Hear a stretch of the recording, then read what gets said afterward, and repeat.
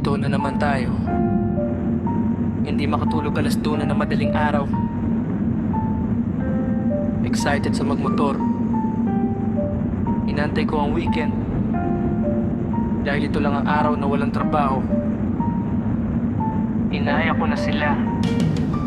Yo, kaso kinabukasan bigla na lang mag-cancel. Wala naman problema, solo reads na naman ang bida. Tara na kita alas 7 ng umaga sa Shell. Boso pagkita ang mahuli dumating siya ang kaya. Sabi ng tropa, boss chill ride lang tayo pagdating sa Curabada. 120 ang takbuhan, kita-kits na lang sa ating pwestuhan. Yeah.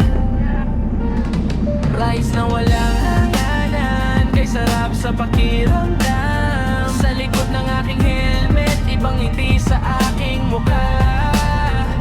Pagkakit ko sa mountain, puro kamote ang nakikita. Sabi ko sa akin sarili, dahan-dahan lang, kay sarap sa pakiramdam. Ang motor na aking pangarap, kay sarap patawin, pasensya na kaibigan.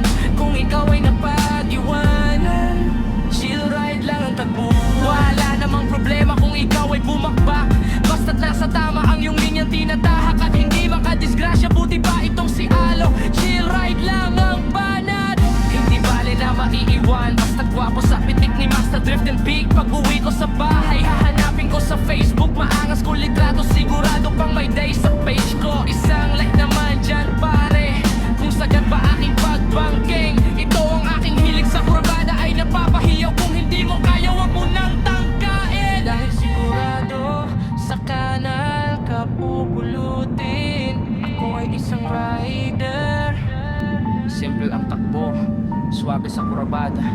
Sigurado diretso safe sa asawa. Sarap magmotor basta't huwag mag-angkas ng iba. Kung hindi si Commander ang backride, para wala kang huli sa tulis ng pitik sa Marilan. Rides na walang hangganan, kay sarap sa pakiramdam.